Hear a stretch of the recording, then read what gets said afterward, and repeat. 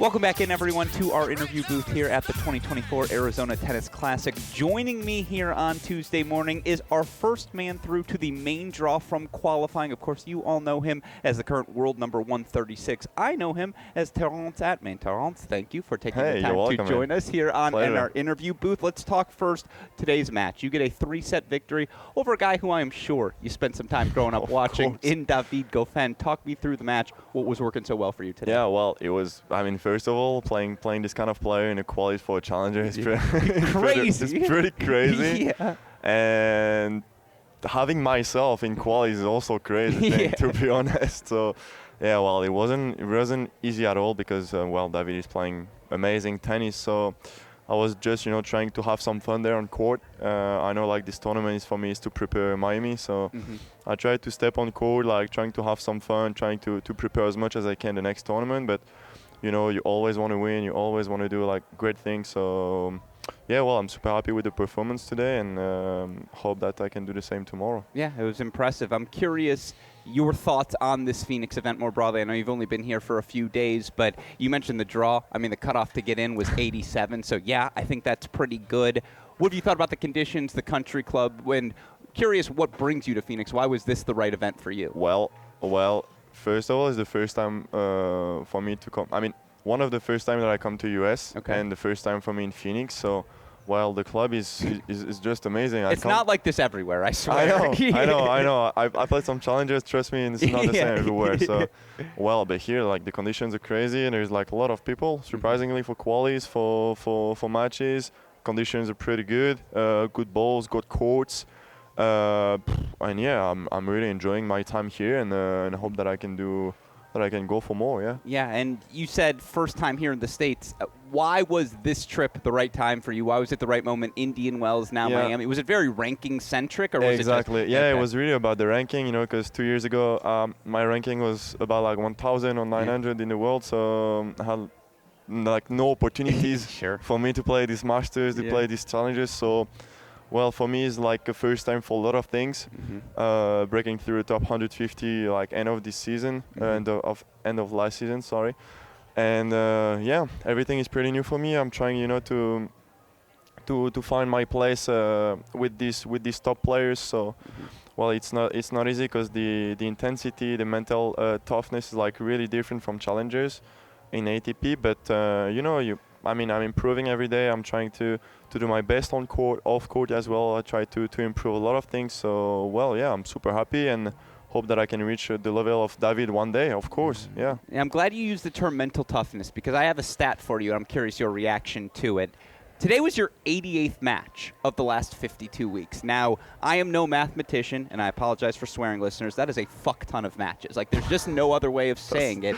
88 crazy, in 52 weeks. Yeah. Is that just because you're trying to build that ranking? And just how does the body hold up after that much tennis over that time? I'm a bit crazy mentally. So, but you have to be crazy to be in this level, to be to play tennis even. So. Sure. 52 weeks, 88 matches. What I have to say is that, I have to beat the ranking. I have to build the ranking. I have to win some matches to pass through these steps.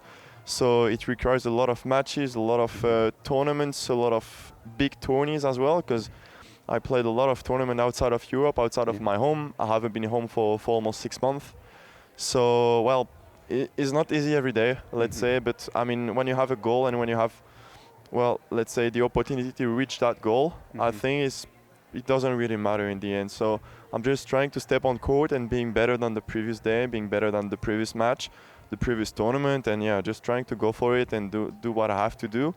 And then let's see. Well, it's obviously working. A couple of challengers titles for you, obviously, at the end of last fall. Now you've qualified here for this 175K. You mentioned not being home in 6 months. That's crazy to me. And I'm just curious, what's the most difficult part about that for you? Let's just start there. Being away for that long, is it? I had a moment, I was on the road for 6 straight weeks covering events. The 4th week, my bed was faced a different direction than the first 3 weeks. I woke up in a panic one night. I was like, I didn't even drink tonight. I'm not in my room. Something else is going on. What's the most difficult part for you? There's a lot of difficult parts, Usually people see only the good sides, of traveling, everything, but is not really the reality. The reality is tough. Players are tough, so you have to be tough and tougher. So, well, I mean, I'm missing my family, obviously, my cats, my dog, my Pokemon collection. Not my girlfriend, so I'd love to hear that. Well, is it helpful for you because, this is a two-part question about French men's tennis, but just here this week, you've got so many different guys. You know, Benoit's obviously here, and Arthur's here. I could Luca's here. Like there's a lot of French speaking going on right now. How helpful is it to have that big of a French men's contingent, I suppose, alongside of you? Well, it's better. It's better. I mean, tournaments are going fast because usually we all go in dinner together. We're doing like some stuff together. For example, I have a really good relationship with Constant. Lestienne, we play a lot of chess together. Arthur is my best friend for a while. So, well, obviously I know pretty much everyone. Everyone knows me as well as a French player. So, well, it's easier. Let's say the trips are not long. Let's say because I've been to China for 2 months.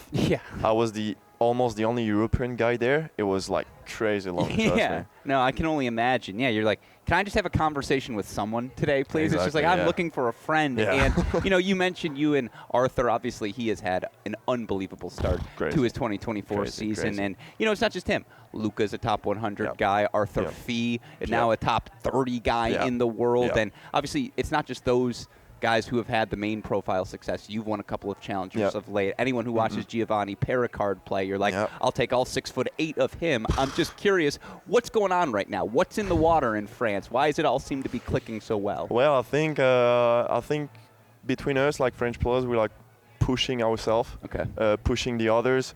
So when someone is doing good, we want to do good as well. To a little bit to show, to show him that, me too, I can do it, So. Well, it's really helpful for us, to have like these guys like Arthur Fils, top 30, Luca top 75, Arthur top 75 as well, myself top 150, Harold Mayo as well top 150, Giovanni and Pecci who's going to break top 100 really soon, like obviously, and then a lot of other good players, so yeah, it's really good. I'm really happy about that generation of French guys, and hopefully that I can make through as well, like these guys. So we're going for it now. Absolutely. I love that you have 3 Arthurs too: Fee, Cazot, and Rinderknecht. Yeah, it's like exactly. You got to separate who is who, distinguish very clearly. Sorry. No, I like it. I should have done it as well. I'm curious for the listeners who don't know as much about your game. We got the chance to watch that Goffin match. Who taught you your service motion? And, have you put the stopwatch on where it's like, half a second, that one was even quicker? Just it's such a fast release. I guess why? Yeah, it's like the only guy on tour who got the same motion as me is Lloyd Harris. Yeah, sure. And before, we had a little bit of Ivan Izevich as well. Was doing that a little bit. But, well, I'm not a really powerful guy, but I'm really explosive and really fast. Yeah. So the thing is that when I was 14, 15, I was talking with my coach, and I was like, my serve can reach like more than 180, 185. I was like 15. I was serving good at the time. Still, but I wanted to serve like bombs, and one time with one of my coach, we decided to let's try to go fast, Yeah. Okay. And we tried to go fast on everything. So the first couple of months I was missing every single thing, like every single ball. And after a few months, I take a little bit of weight on the shoulder. I was a little bit more confident with my game. So, I just keep doing this. Then I adjust a little bit with the time, with the power, and I worked a lot on my explosivity on the motion. So, well, now I think on tour I'm top 10 with the aces this season or something. So, well, I think it's working for me, and it's tough for the opponent to read the serve because I tried to do the same toss, but it's going fast, so it's really tough to read. And sometimes when I don't touch the ball at the right angle, the ball can be missing like this. And sometimes I look at myself, I'm like, I want to go out of the court. But when it goes in, some games I can do 3-4 aces in a row. So it's a little bit the same motion as Ben Shelton. Yeah. But Ben is more how do we call that? He got more power. Yeah, it's more leg centric maybe. He's more on the power than the speed. Yeah. Me is the opposite. So we have the same rhythm, but him is more with the power because he got strong muscles, strong legs, strong shoulder. Me is only with the fast, with the wrist, with with the shoulder, with the elbow, with everything. So it's different, obviously, from other players, but yeah. It's pretty unique, and I like it a lot, yeah. I loved watching it today as well, and you mentioned it. Like that first serve, that first strike, playing quickly, that seemed to be the theme, and it seems to have been the theme of late. I'm curious if that has been the focus for you as you try to make that transition towards the top 100. Just has it been a focus on the first strike, and if so, why? Exactly, yeah. Yeah, well, I try to stay focused on the first shots. Obviously, it's like where I'm the most efficient. So then after, I also try to do like some rallies. I also try to play smart. When I qualified for Australia, I played against Daniel. And when I won the first set, I was just trying to play smart because like this guy was like everywhere and it was impossible for me to play in 3 shots, like impossible. And I was like, like let's try to play a little bit more small, like short angles, then short cross coming to the net. And I tried to develop also like another part of my game, which is playing a little bit more smart, let's say. And but also without forgetting the basics of my game, which is like the speed, explosivity, and power. So yeah, I try to be as aggressive as I can. And if I have to play smart, I have to play smart. What can I do about it? No, absolutely. So well, I'm glad you brought up Daniil because I wanted to ask about his comment about you. Look, in this interview, I can tell, very well spoken, and you can do it in multiple languages. Je parle un peu français, mais je ne comprends pas. Ah, pas de souci. On peut faire aussi en français. Moi, il y a vraiment aucun problème. Well, on that theme, that's what I wanted to ask. I think Medvedev said 148 was the IQ or something crazy like that. 158. Yeah, 158. So that's pretty good. I'm just going to throw that out there. Is it the chess? Is it, again, I'm curious how that book smarts translates in tennis because almost it feels like in this sport you can be too smart. You can start to frustrate yourself. You can overthink things. Do you find yourself experiencing that? Well, yeah, obviously. I think I'm not the calmest guy on tour, so well, but it's tough for me also. Let's say this kind of things, having like a really high IQ because I'm thinking in another way than usual people and average people. So I'm thinking differently. So for example, the things that will affect me a lot will not affect someone in general. So well, sometimes when I'm missing a forehand, I have like crazy reaction, but for me it's like the craziest miss of the year. And sometimes my coach is like, but it's like still 15-40. I have like 2 break points. It's easy. I said no, but it's impossible for me to miss that. So obviously is really helpful as well because I can go through some situations that I'm like, okay, Terence, like go, you do this, and everything is going to be fine. And about chess, I started to learn last week. Yeah, okay. Playing chess. Okay. So and everyone's telling me, you have like crazy level. I'm like yeah, but like as soon as I learn something, it's stuck in my head. Yeah, no. So yeah, I mean, I like to do a lot of things also outside of court. So. Yeah, obviously it's helping me to stay focused on the tennis, doing a lot of things because I cannot get really bored. I get bored really easily, so I have to do something else. I have to do like a lot of stuff. So, but when I'm on court, I try to think only on my objectives, on what I have to do. So it's really helping me. And sometimes I can get frustrating. Of course, I'm human. I'm not a robot. So. Sure.